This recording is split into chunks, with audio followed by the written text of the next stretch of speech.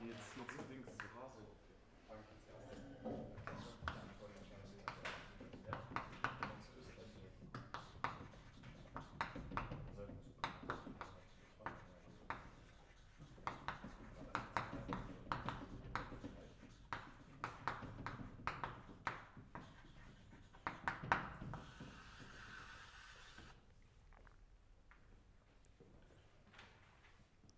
In the previous lecture, we introduced a set of operators, well, in the previous two lectures, A and A dagger, the creation and annihilation operators. These operators are meant to be an efficient way to specify interactions for many body systems, for systems of identical particles. So if you recall, we have these operators A with a mu,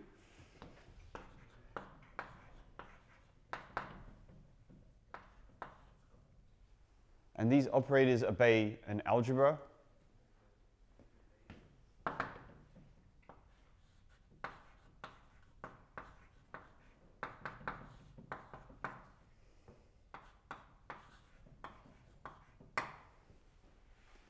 And we're going to express interesting observables and interesting Hamiltonians in terms of these operators. So there's two reasons why you want to do this. One is that you want to specify stuff with a finite amount of information. You don't want to write down every entry of every infinite dimensional matrix. That's too much. These operators are a way to do that. But they have another benefit, and that is that they appear in practice to be quite a good way to do this. So it could be that you choose a very bad set of operators. I don't know what we call them, B's or C's. They do the same job as the A's, meaning you can express everything you want in terms of them, but it's very inefficient. In practice, when you want to write down interactions that occur in nature, you find that your other basis of operators is not very efficient. And that's indeed the case, right? So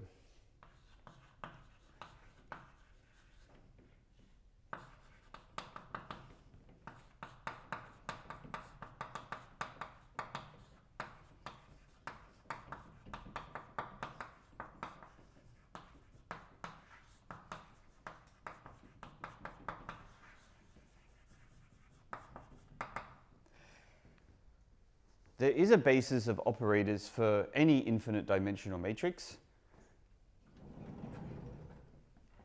Let's call this basis of operators J, K, the outer products of basis elements J and K. Now, admittedly, we're working with Fock space, so it should more look like this, NM, outer products of occupation number states. So that's an operator, right? It acts on Fock space and acts on a Fock space vector and gives you a Fock space vector. It's even bounded, and it has norm 1. And the set of all of these, I don't know what we might call them, let's call them capital A's. I mean, indeed, if you have an operator and you know the coefficients of some operator in terms of these guys, then you completely have specified the operator. So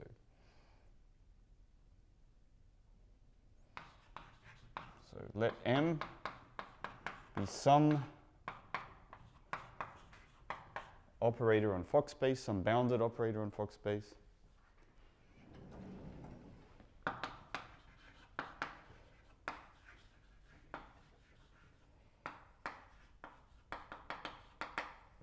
We can always express M as a linear combination of these operators here. I'm just saying we write out M as a matrix. That's all I'm saying here.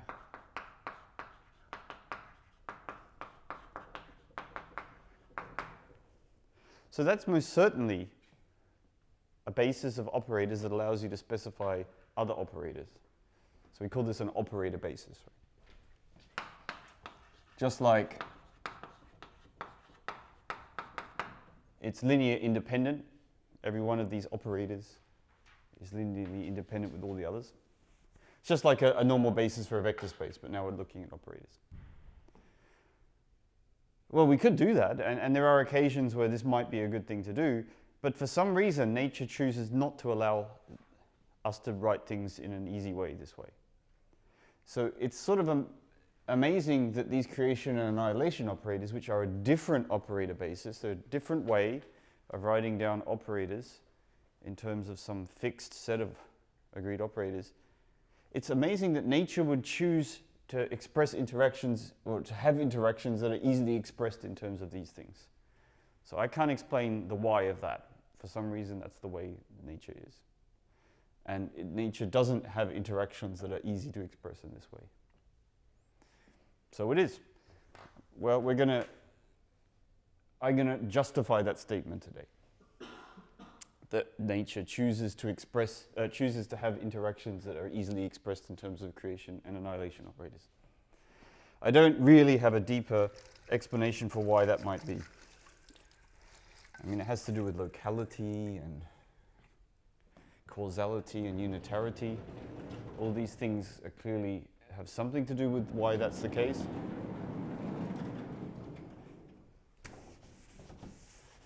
But I don't have a proof that if the dynamics of the universe are unitary, causal, and local, that they're easy to express in terms of these A's. I don't have a proof of that.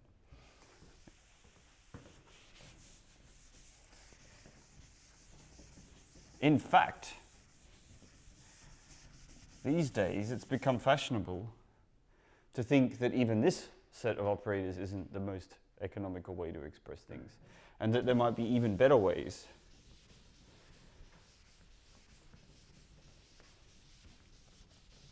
In terms of things called tensor networks, which takes us sadly way beyond this course.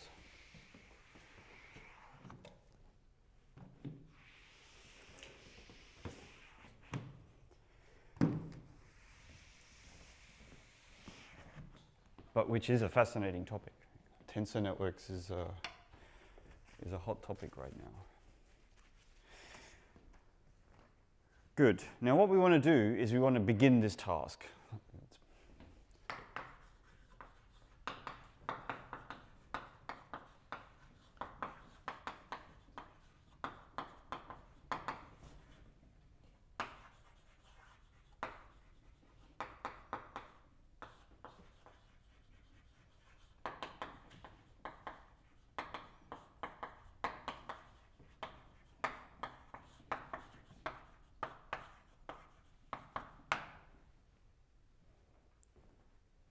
And not only begin the task, let's hopefully complete the task today of expressing all dynamics, local dynamics, generated by Hamiltonians in terms of these creation and annihilation operators.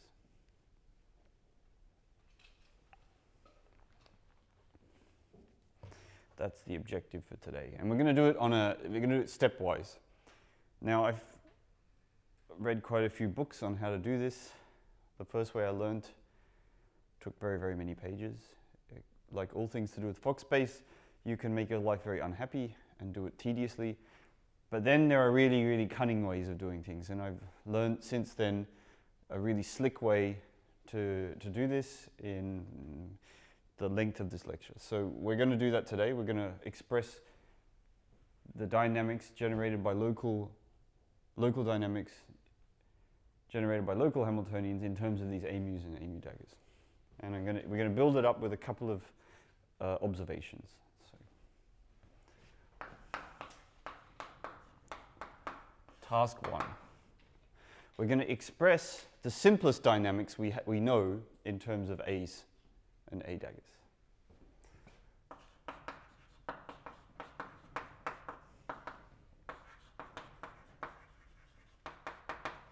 I'm just going to call this the simplest dynamics.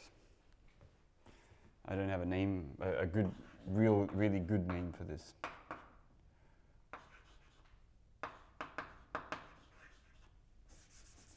So the simplest dynamics is on the single particle space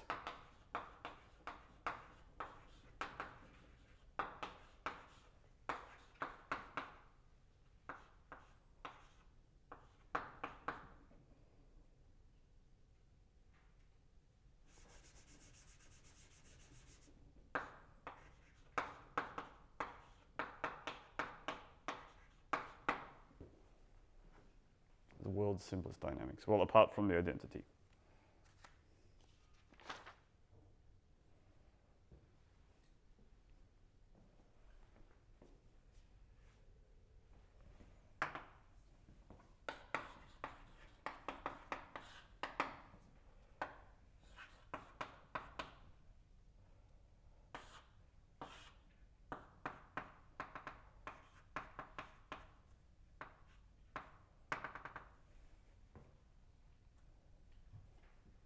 So the simplest dynamics is a diagonal matrix with ones everywhere except on the mu entry of this matrix.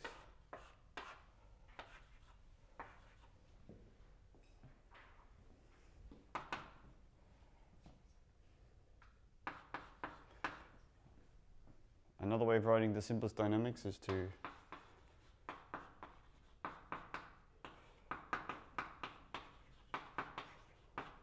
write it this way. And it's, of course, because it's on the single particle space, ut is just some bounded operator on our original single particle space.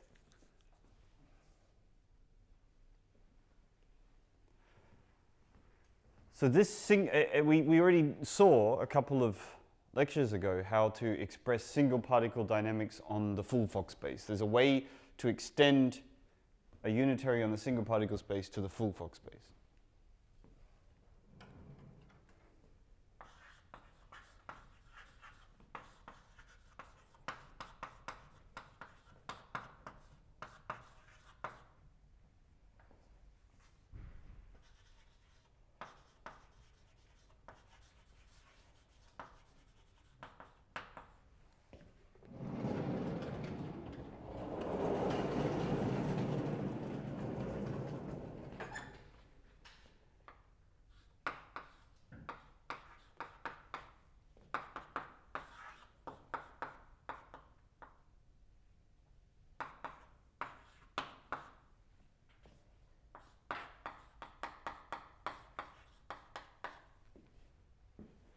Just a reminder of the formula we wrote out a couple of lectures ago.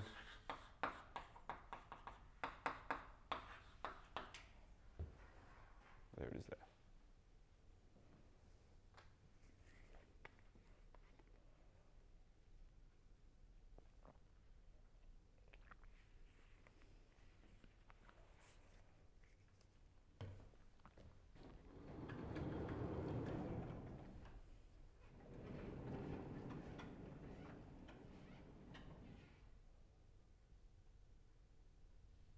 This is already a good way to specify the dynamics. We know how it acts on every Fock state, every state in Fock space. You could argue, why don't we just leave it at that? Well, you can. And this is a fully functioning way of studying dynamics on Fock space. But if things get this is the you might call this a I don't have a good name for this, but it's a fully specified unitary operator. In a previous exercise, you would have checked that that's unitary. So, we may be just making our life difficult to express this in terms of A mu's and A mu daggers. The reason we're going to do that, though, is that it's the things we learn in expressing this in terms of A mu's and A mu daggers will help us to express much more complicated dynamics in terms of A mu's and A mu daggers. We don't particularly care about this dynamics because we can solve it pretty easily. But it's a very good building block to quickly writing down some dynamics that are extremely realistic and sadly hard to solve, but at least we can write them down.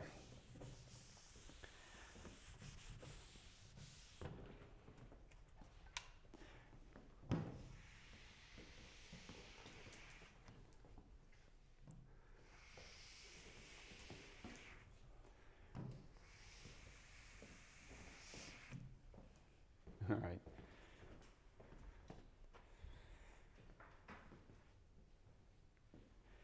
I really like this next bit, right? So this is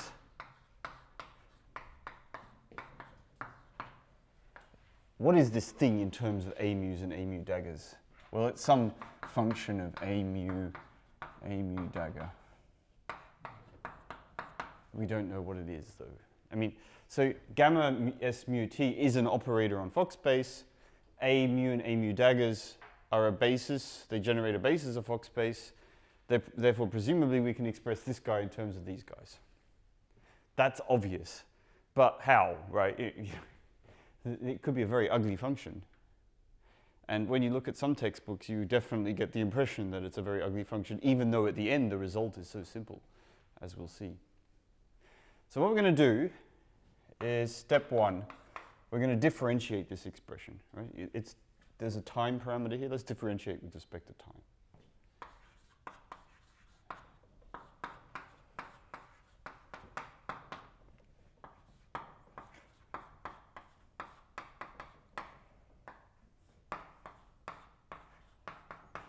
And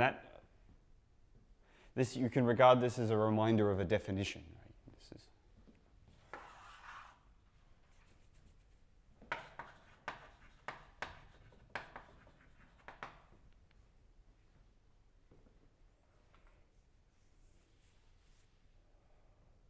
we're going to kind of cheat. We're not going to express this guy directly in these a mu's and a mu daggers. Instead, we're going to express the generator of this evolution in terms of a mu's and a mu daggers. And then just say this is the integral of that equation. So this is a Schrödinger equation, right, in disguise. Step two. We're going to observe something very, very simple. If we act this guy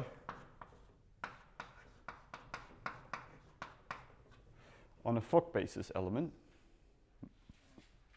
we actually know what the answer is, right? We look up there. We look at how ut acts. Well, ut multiplies the muth entry by e to the it. So this guy, if there's, remember how Fock basis vectors work? You've got n1, you've got n2, blah, blah, blah. You've got n mu.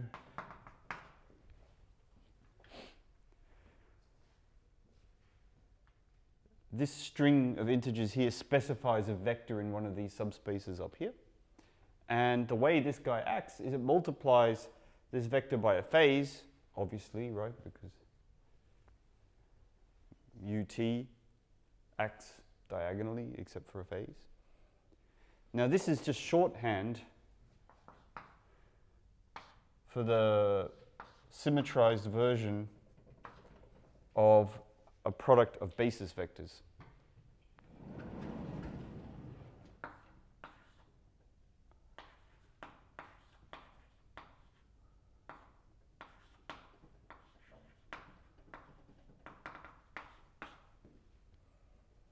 And the way this acts, it's a little exercise, maybe you see it straight away, is simply as e to the I n mu t.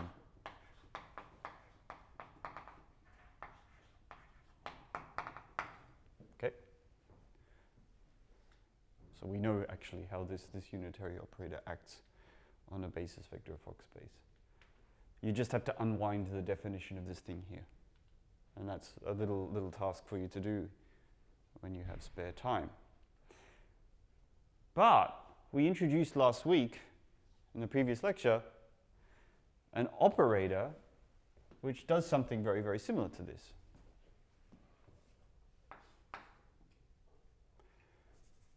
Right? So this n mu here is just the number of particles in basis state E mu.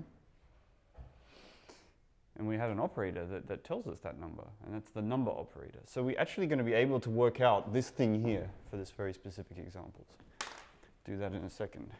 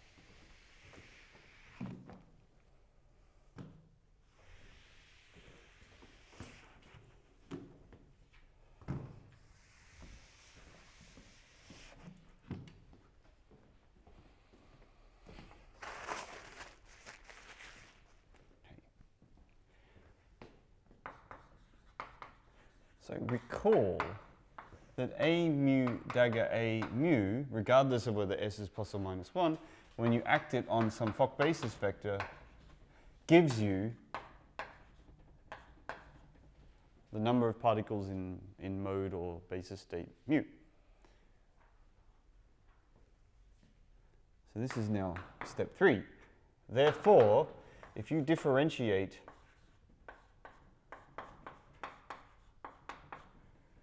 this guy here, acting on a Fock vector like this, and you put a minus I there, then you find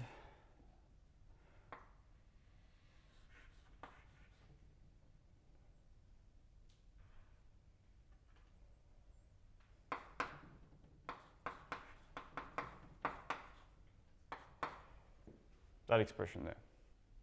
Okay?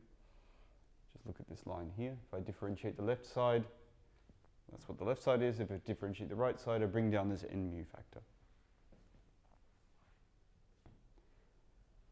We can rewrite that if we want.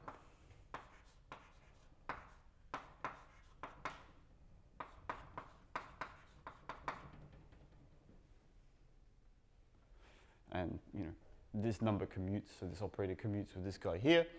We've actually, in one step, achieved our goal. So compare, we're going to compare this observation here with the equation written up there in number 1. And we immediately deduce that d gamma s h is none other than just n hat mu. So that went really easy.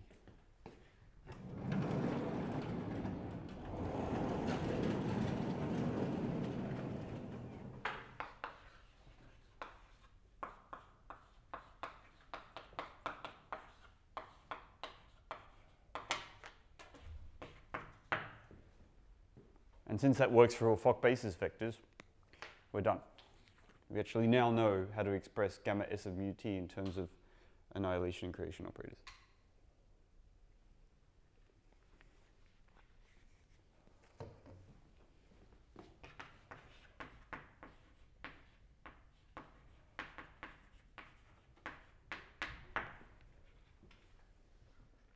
Awesome.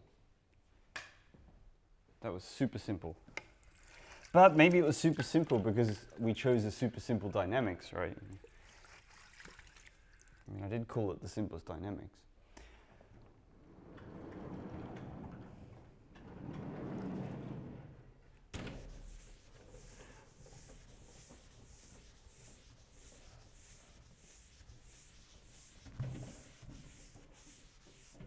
But it's actually true in general, right? This one line here at the bottom contains with it a wealth of information.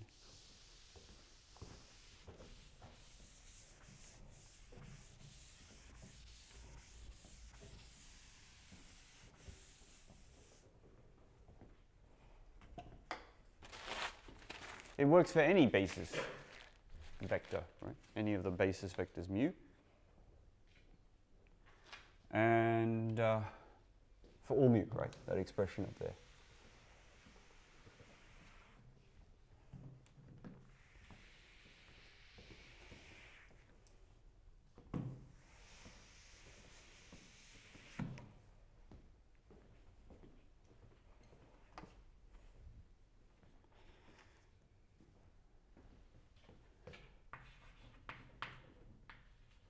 I'm going to write H slightly differently. So H is just the outer product of mu and mu.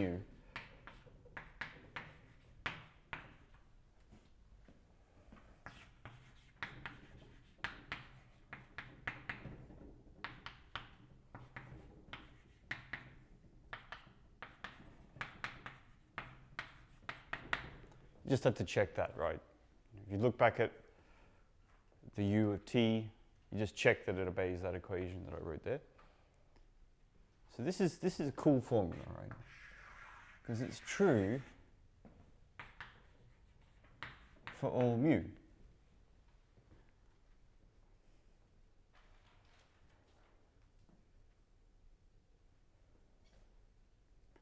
In fact, it's true why did we pick on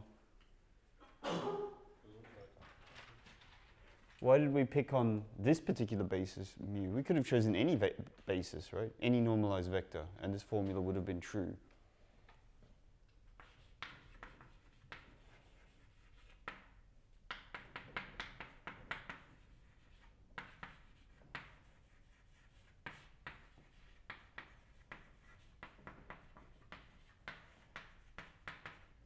So we're going to temporarily revert to an older notation now.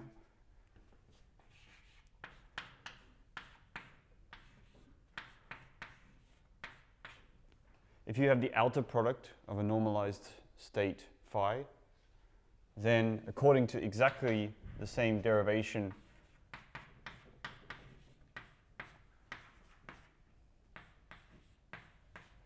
we had before, that is equal to that.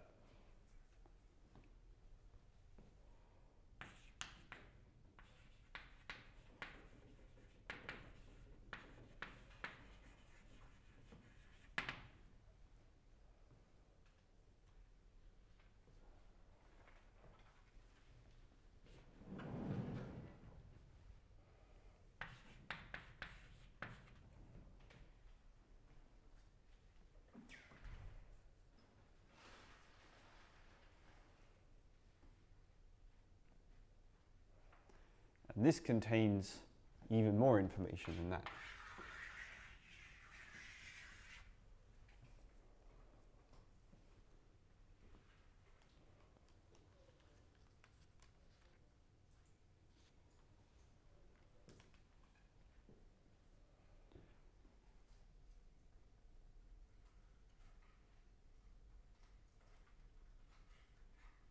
We're going to use this and a thing called a polarization identity to infer something even better from this.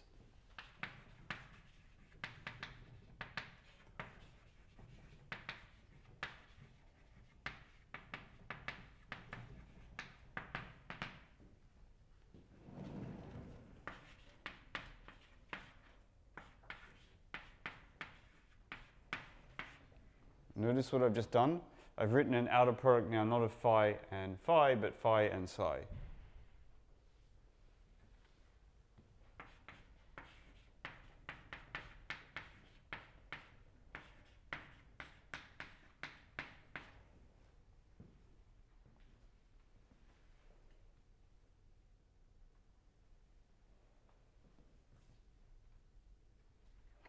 Okay, one has to be a bit careful. This thing here isn't Hermitian.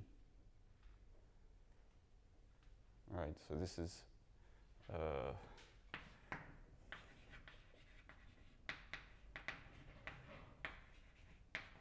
this object here is not Hermitian, so this thing here is definitely not unitary.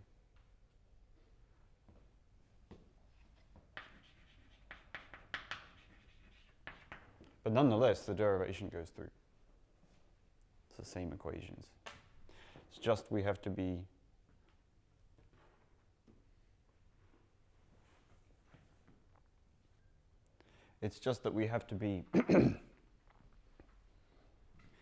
careful to keep track of the signs, or you just do things an alternative way where you restrict yourself to Hermitian objects here. You find a basis of operators which is Hermitian here and repeat the argument. But I think this way is sort of the cleanest way. So convince yourself of this formula here just by following the same argumentation of the previous lines.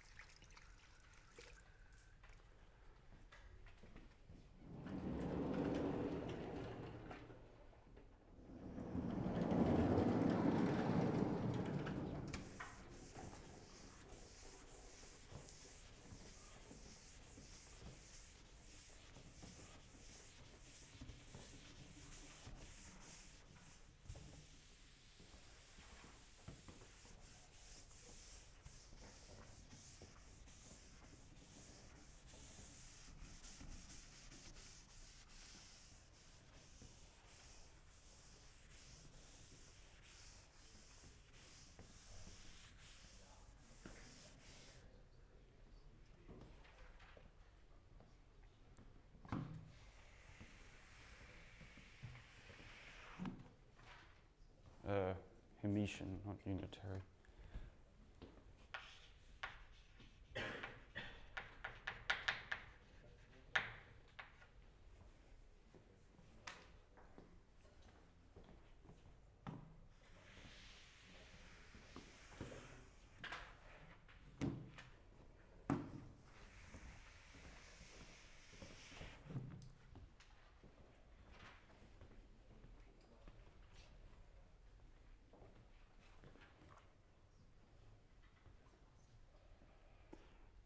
With this formula here, this final box I'm going to draw, How do you know which one is phi and which one is psi, the creation of the annihilation one? So the annihilator is always associated with here with this bra, Okay. and the creator is always with the ket. So there's a phi there, psi there, psi there, in this order, right? Because the order matters. A dagger, then A. So you just get it by looking at the previous formula here, running it over linear combinations. So this final thing here is the thing we'll use. This allows us instantly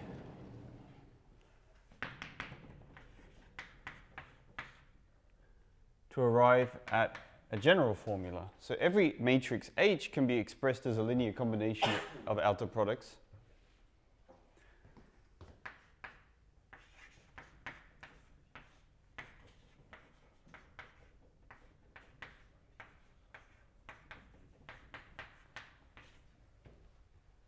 Okay, that's what I commenced the lecture with, just this very simple observation.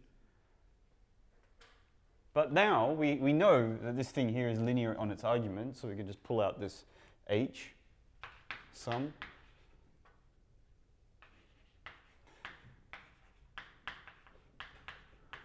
Just going to write H mu nu in a different way. This is just. And then we know what d gamma s of mu nu is. Well, that's A mu dagger A nu. So in one fell swoop, we've just found out how to express all these unitaries in terms of A's and A daggers.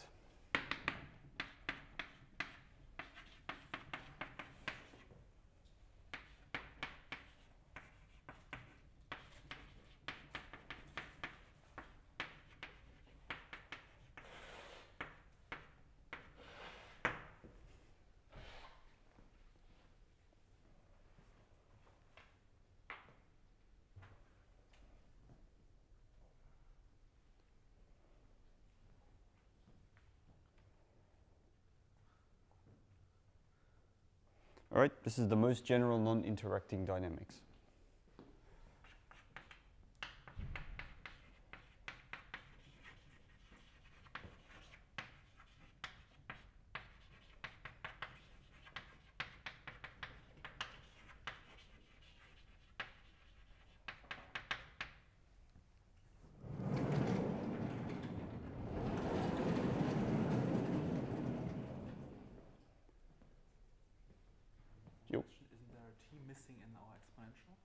Isn't there a t missing in the exponential? Yes, there is.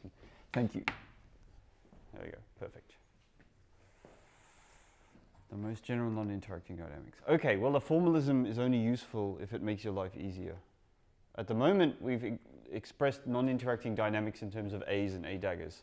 Well, fantastic, but we knew how to do that. We knew how to specify non-interacting dynamics anyway.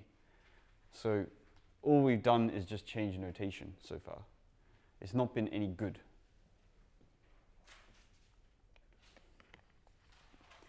The main task for today, what will occupy us for the rest of this lecture, is including interactions, so even showing that that can be done and that it can be done in a compact way.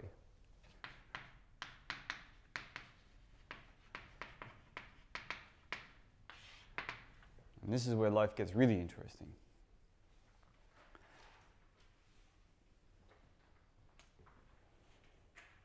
So we need to add a potential, right?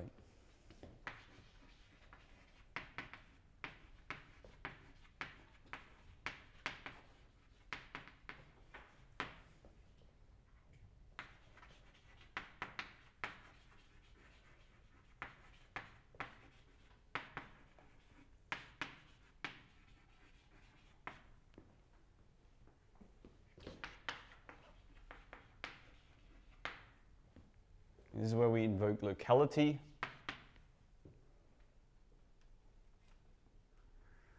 Turns out most interactions in nature are local, that we are aware of. So much so that it's promoted to a principle, the principle of locality.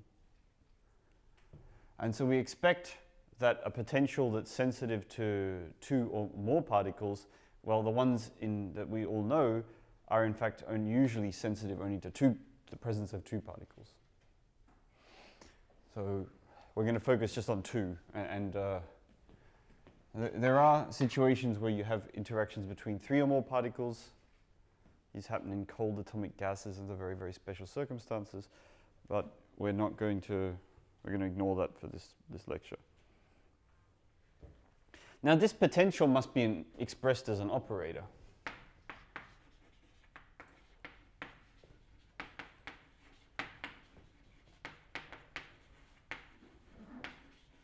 And it has to be sensitive to the states of the two particles. If there's a potential between two particles, then it better be able to energetically tell you something about depend on the states of these two particles. So we even know what kind of operator it is. It's got to be, in the very least, an operator that acts on the Hilbert space of two particles. A potential depending on two particles, better depend on two particles. This is tautological so far. So I'm going to give you an example just to kind of make this a little bit more concrete. So if we think about a particle on the line, right? So the Hilbert space of a single particle on the line is L2 of R. So what kind of potentials do we know? Well, there's all kinds. One of them is some kind of contact potential.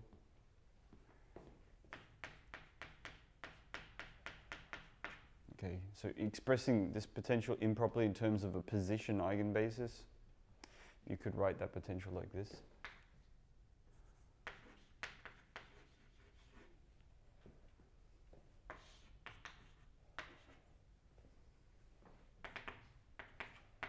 And there's a very common one. Could do this potential, right? Coulomb potential, or e to the minus mu x minus y. These are two good examples of potentials. This one's fairly universal. It's got to do with charge. And this one here happens when you have neutral particles that bang against each other. So there's two examples of potential operators. And you can see, as I've written it here, this operator is acting on two copies of the single particle Hilbert space.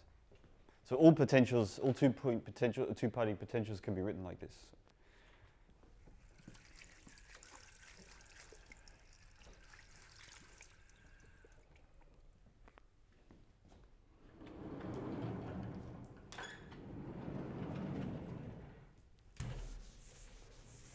Well, that's good for two particles.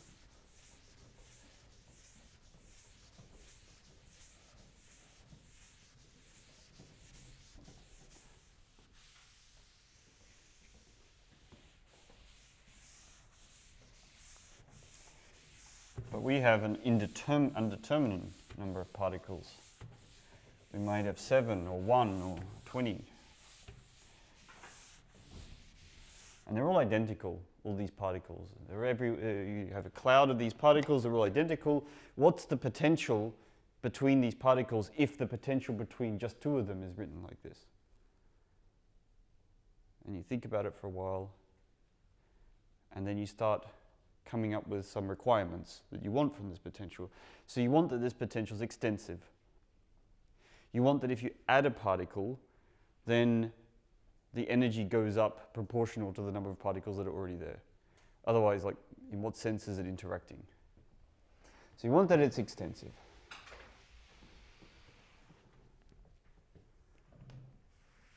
You want that whatever the potential is for the full system, you want it to be acting in a good way on Fock space, so it's got to take symmetric states to symmetric states. The bare minimum we want from anything that we call a potential, a two-party potential. And actually that pretty much specifies it for us.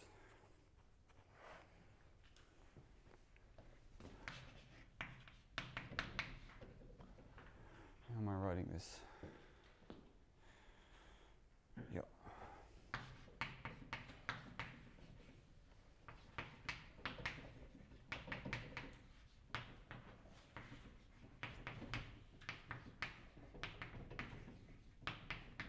So what can we say about Vn?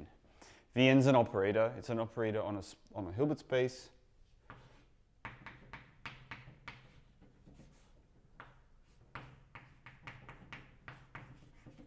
Okay. That's a bounded operator, right? Well, yeah, okay. I wrote bounded here, and then I immediately wrote down an unbounded operator. So this is not a bounded operator. What's there?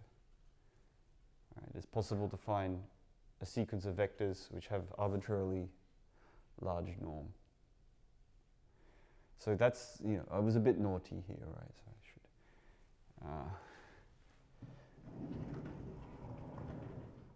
So that solves that problem. Usually we want it to be bounded. There are circumstances like the Coulomb potential which aren't bounded, but the way people deal with the Coulomb potential is to cut it off, right? So instead of it being a 1 on R decay, you just cut it off somewhere. And you do some kind of van der Waals potential like that. Then that becomes again a bounded operator. But yeah, strictly speaking, this example here was bad. Yeah, so we want an operator, we want it to be bounded if the original V was bounded. Now we should have, what else do we need? Therefore, well, yeah, therefore, right?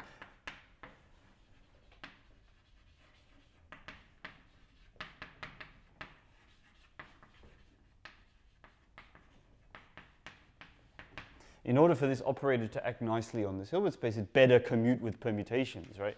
If I have n particles in general position, and then I permute them around and they're identical, then I have another physically identical configuration. It better be that this operator commutes with permutations.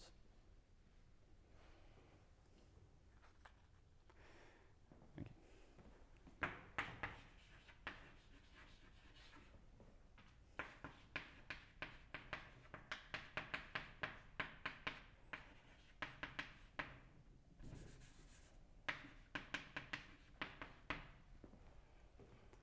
We have this requirement that it's permutation invariant, that it reduces to the two-particle result, and that it's extensive.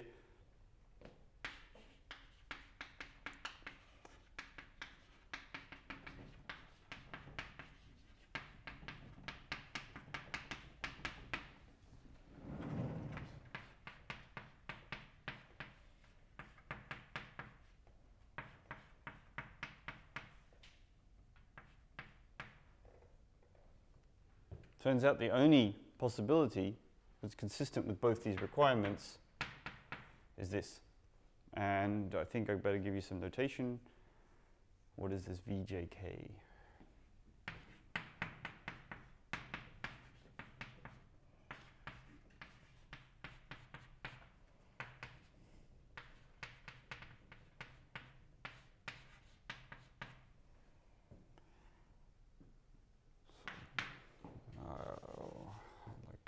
Daggers there.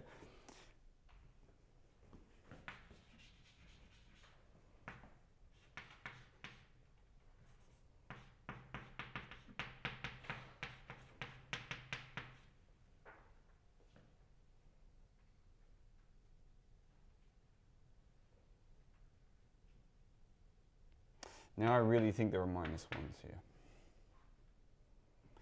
So where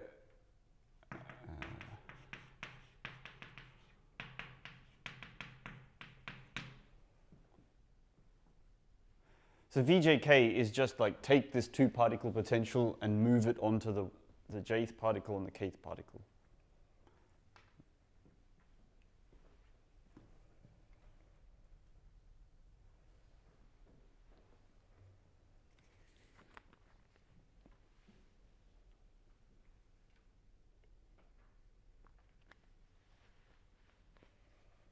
well, yeah, good.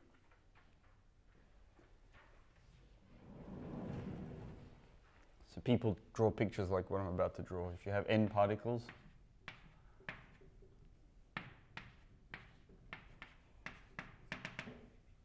then Vn is a sum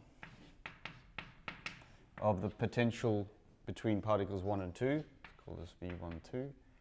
Between V1, 3, V2, 3, V1, 4, V2, 4, V3, 4, and so on, right? It's the sum of all this two-particle potential V summed up over all possible combinations of the pairs.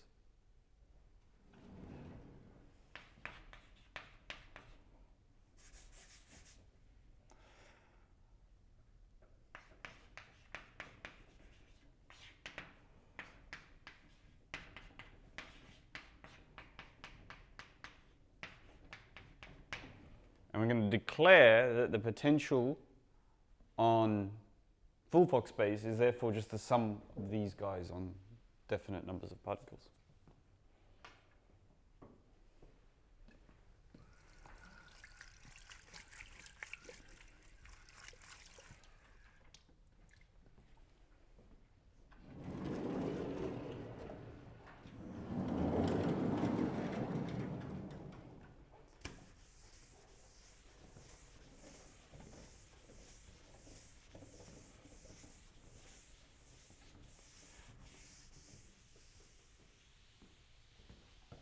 Now this is a perfectly good way to specify an interaction between a bunch of particles.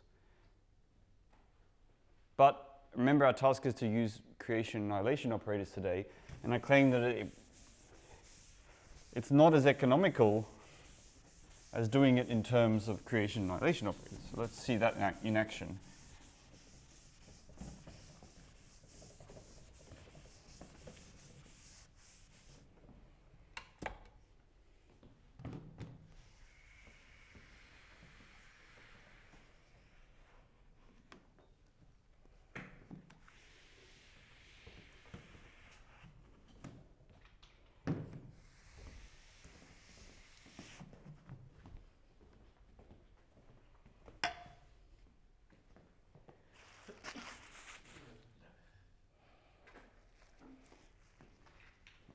To express the fact that this interaction here is really determined by a single operator V, we're going to use a notation.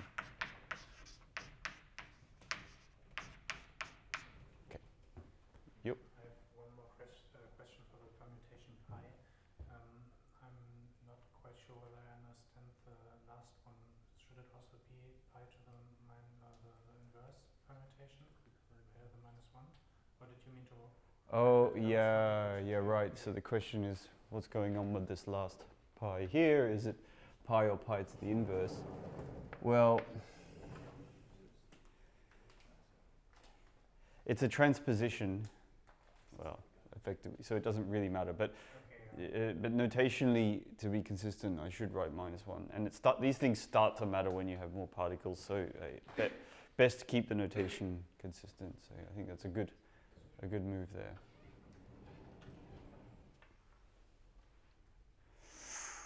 All right, now we want to write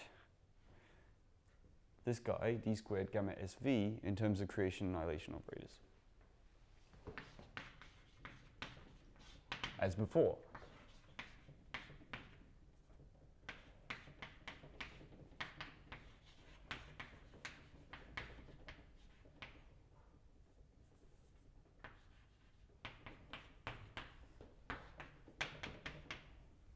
Can we do it? Is it efficient? Is it an economical way to do things? Well, of course the answer is yes, otherwise I wouldn't be telling you about all this.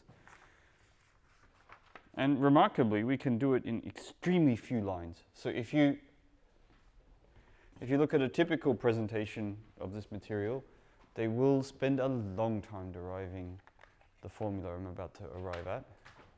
But because we know some tricks already from the one particle case, the non-interacting case, we can do it very, very quickly indeed.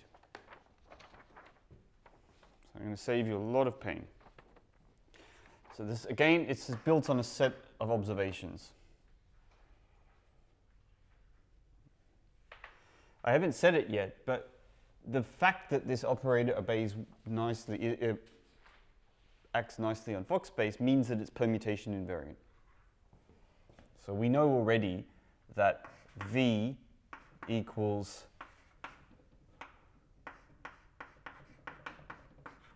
swap V swap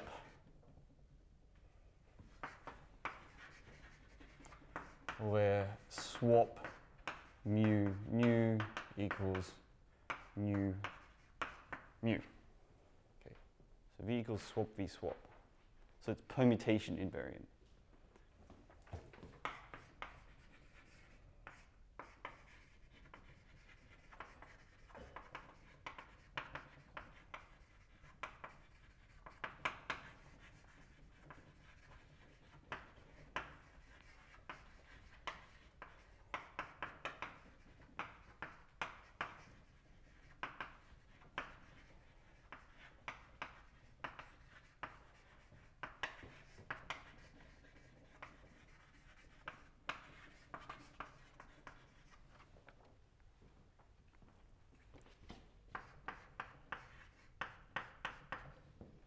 I guess this is the key observation to making your life simple.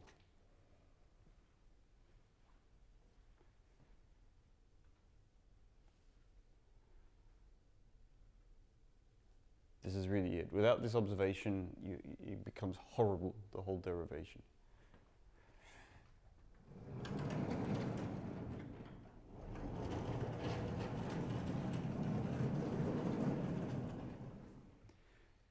This is relatively easy, simple statement to prove. I will leave it as an exercise, but I'm actually going to give you an example so you can see what I mean by this.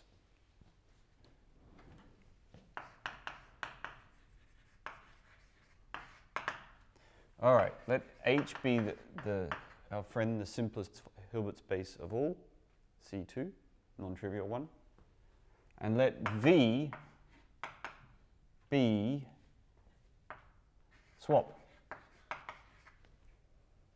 Let V be the swap operator itself. That definitely commutes with swaps. Is it Hermitian? Well, yes, because if you multiply swap by swap, you get the identity. And so it's an operator which squares to the identity, which means it has eigenvalues plus minus 1, which means that it's Hermitian. So as a 4 by 4 matrix, remember it's an element of C2 tensor C2. As a as an operator in C2 tensor C2, the swap operator looks like this.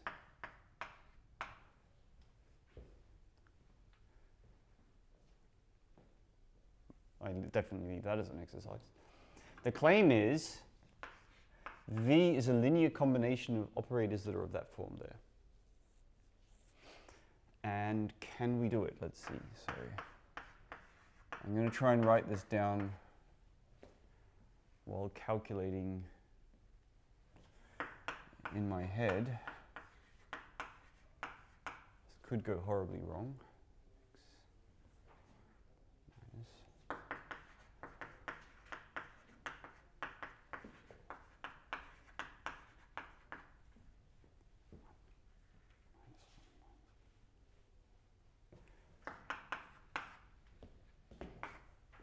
I claim that's correct. Where these are the Pauli sigma operators that we met last lecture.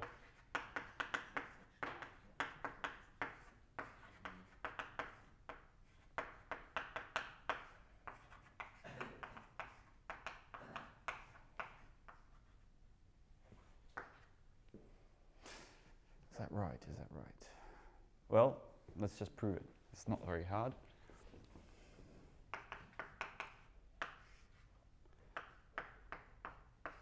Tensor product of the identity with itself is pretty easy. That's X, right?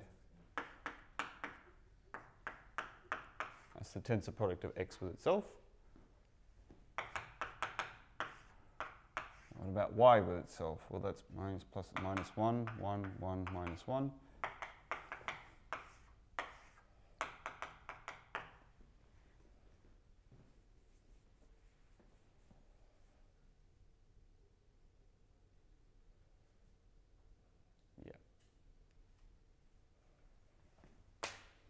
There you go.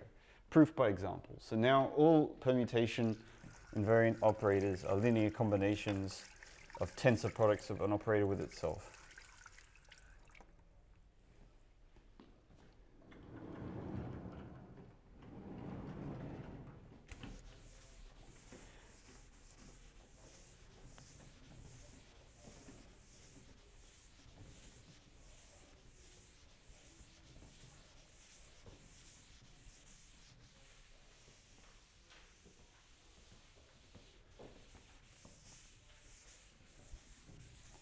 So I certainly advise in this exercise doing a couple more examples. One direction is obvious, right? If you have a linear combination of operators which are of the form A tensor A, then it's certainly permutation invariant. There's no doubt there, right? The difficulty is going the other way.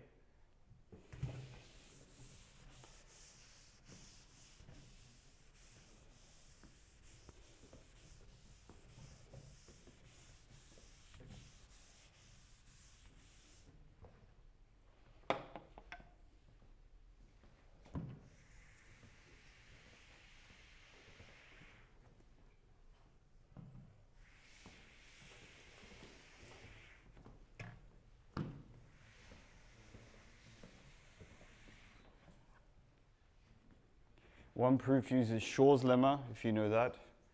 Another proof just constructs by brute force every single, the whole linear span of this operators and checks that that span equals the dimension of the set of operators that commute with swap.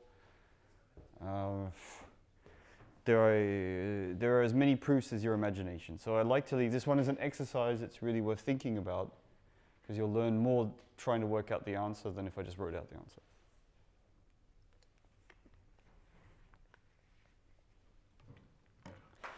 Once you know this little tidbit of information, then amazingly, life gets simple.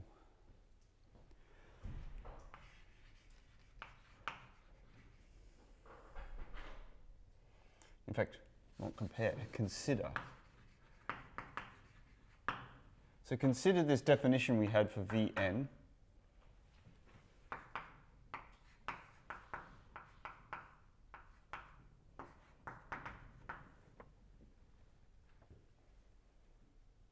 And then substitute in what you know now about these permutation invariant operators. Then you learn that d gamma s squared of V.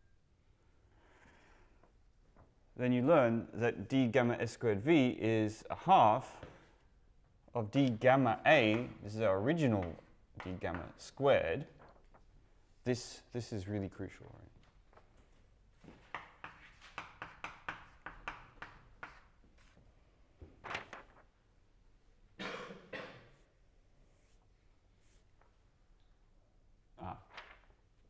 Sorry. Let's just do it slowly. A tensor A. So if you just substitute into, look at this formula here and substitute for V just A tensor A, then every term here just looks like identities and an A, identities and an A, right?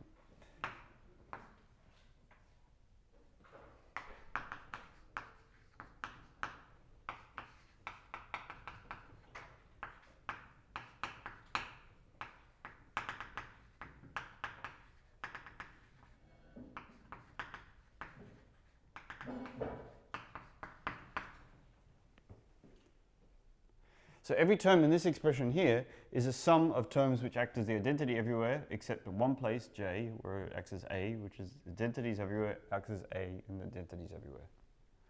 And it's a quick check, right? You just get d gamma s of A. This is our old d gamma s of A. Just check that that guy squared minus d gamma of A squared is in fact just that. And it's not so, I think even sort of pattern matching these two lines here, you can get a feel for how this works. This guy here is none other than just A1 tensor I2 plus I2 tensor I1 tensor A2 plus, it's just the sum of the A acting on every single site, or every single factor, and then that squared, so you've got n squared terms in here. But there's some collision terms, right? There's a term where A1 hits itself, but there's no collision term up here, so we have to get rid of it. And that's the thing that gets rid of the collision terms. But in one fell swoop, we've just reduced this whole calculation to something we know. I mean, we know this guy. We know how to do d gamma. D gamma is something we already sorted out in terms of annihilation and creation operators. And d gamma s of a all squared, we know how to do the thing in the middle. We just have to square it in terms of creation and annihilation operators. So it's just like one line. It's fantastic.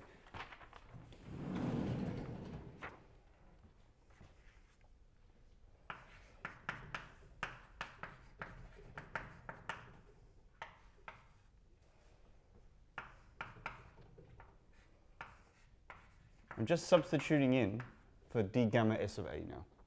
We already have a formula for that in terms of a's and a daggers.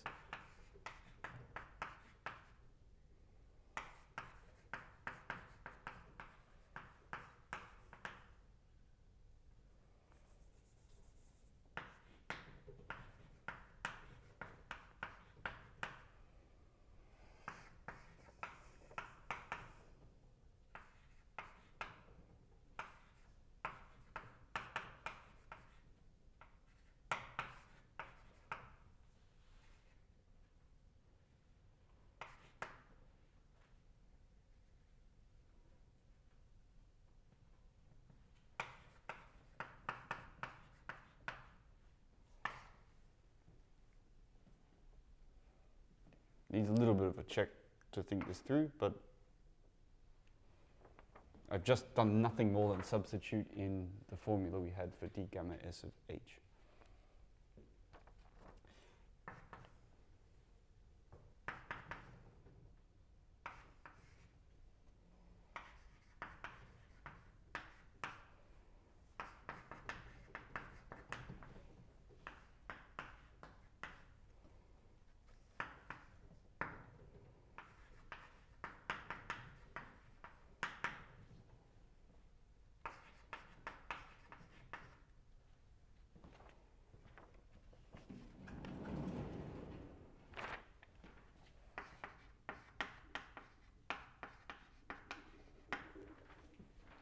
So how do we go from this line to this line? Well, we just use the commutative commutation relations or the commutative anti-commutation relations, depending on which was the right one.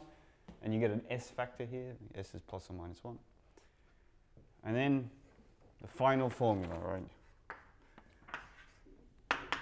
Therefore, extending by linearity,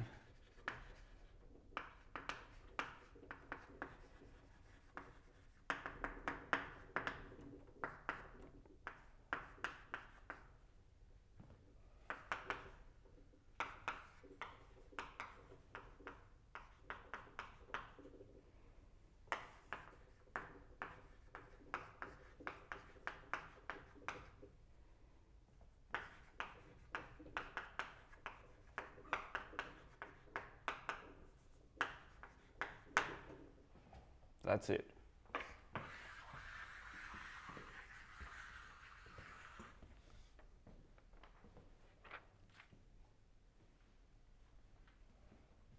So notice that I've swapped these two guys around here just to get rid of that S factor.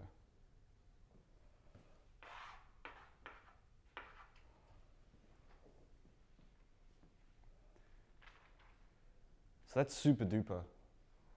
That took what? 4, 5 lines? I invite you to open any book on second quantization and see how they derive it.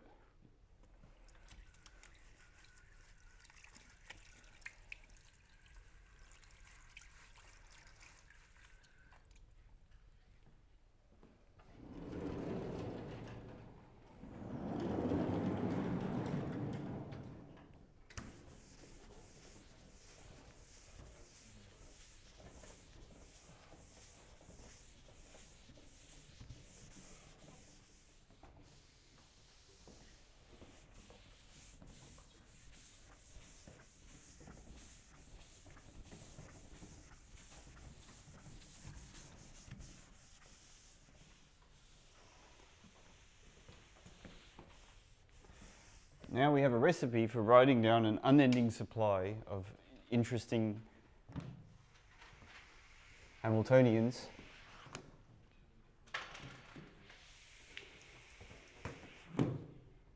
in terms of the single particle dynamics and an interaction, some potential.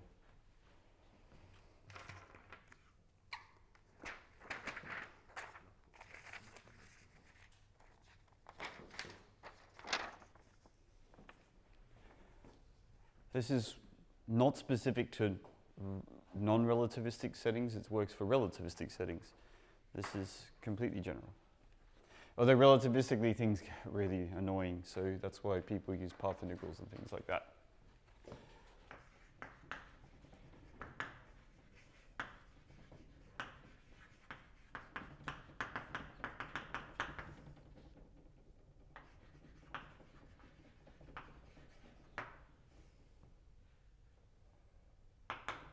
So ordinary non-relativistic materials.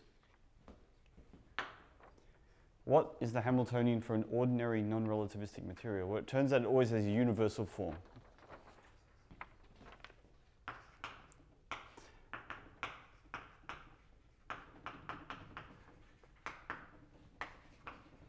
We say second quantized, although it's a ridiculous notation. The second quantized Hamiltonian for a material comprised of an indeterminate number of particles always has the following form. It's a sum of the kinetic energy, it's a sum of the potential energy for the single particles, and it's the sum of another potential energy, namely the Coulomb potential, always the Coulomb potential. That's fixed. These two things are fixed, right? Where?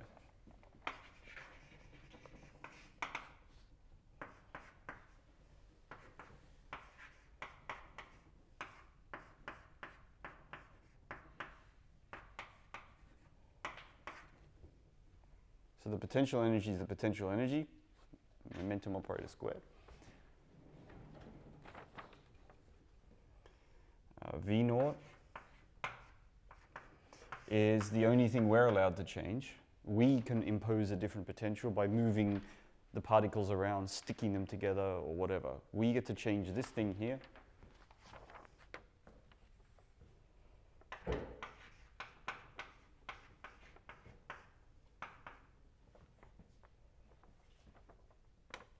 Oops.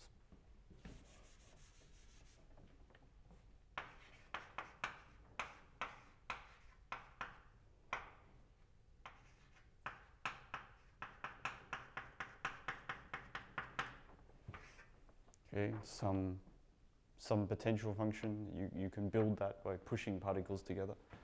And then there's a third term. This is the only non-trivial term. In fact, these two terms here, you can pretty much solve everything in terms of Schrödinger mechanics. Single particle Schrödinger mechanics. No, the term that messes everything up is the Coulomb potential.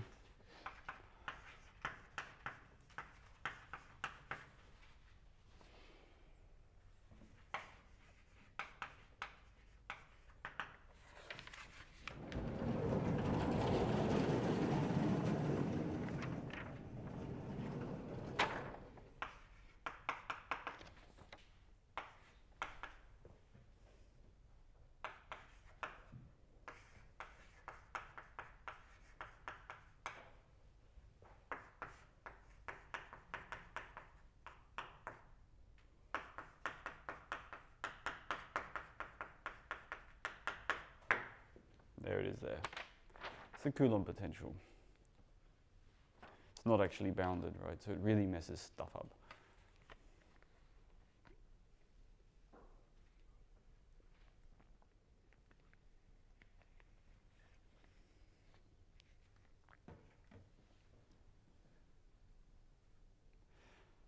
Every material that's comprised of charged particles, obviously there's a Coulomb here, and in fact it has to be, in this case it's electrons, but of course you can have charged bosons. Every material that's comprised of these things, electrons, has this Hamiltonian. It consists of the kinetic energy term over which we have no control. It consists of this single particle potential, which we're free to adjust by adding magnetic fields, by pushing particles together, by heating things up effectively. And we have this final term here, which is the Coulomb potential, again, over which we have no control whatsoever. That's there. We can't help that there's the Coulomb potential. And that's pretty much all of non-relativistic quantum mechanics right there in that one line. Without the V at the end, this would be essentially exactly solvable in terms of single particle dynamics. It's only that V at the end that makes everything interesting. And in the next part of this course, so we're coming to the conclusion of the first part of this course, which is on second quantization. We're going to start looking at how to solve models that look like this. Models where you have some particles and then this Coulomb potential or some long-range potential. Now there's two ways to go about it, and both of which get used a lot in your future studies. So the way number one is you use perturbation theory. You exploit the fact that E is in fact quite small. And then you say, well, obviously the solution of this system is going to be like the solution of the free particle system, and then we just expand in a Taylor series in E. And that works incredibly well. Amazingly, shockingly well. Even though this is an unbounded operator. It shouldn't work, but it does. And the second approach you can take is to look at other limits. And that's what we're going to do in the next part of this course. We're going to look at scattering theory, where we know the behavior of the system infinitely far in the past, and we know the behavior of the system infinitely far in the future. We have some particles, they're far apart, where this Coulomb potential presumably is weak, although it's infinite range, but that's another issue. The particles come in, they have their interaction time together, and then they fly apart. So infinitely far in the past and the future, we know that the particles obey this first term, and it's only for some short epoch where they even see this V at all. And again, we can go a long way towards understanding the systems in this way. And in relativistic quantum mechanics, to which we get into the end of this course, as the sort of the introduction to quantum field theory, we more or less always work in this scattering theory picture. The particles are always far apart from each other and they only interact for short times. And we invoke the smallness of the fine structure constant to actually do calculations. So here things get even more complicated. But up to now, we've reached the point where I've given you a Hilbert space, a configuration space, which is Fock space. That's the kinematics. Now I've given you the dynamics. And now we reduce the task to the calculation of the Schrödinger equation for this big system of a Hamiltonian plus Hilbert space. And we will spend a couple more lectures just discussing these systems, some examples, and what to expect from these examples. And then in a couple of lectures, we'll start then talking about scattering theory. All right, so that's it for today. Thank you very much.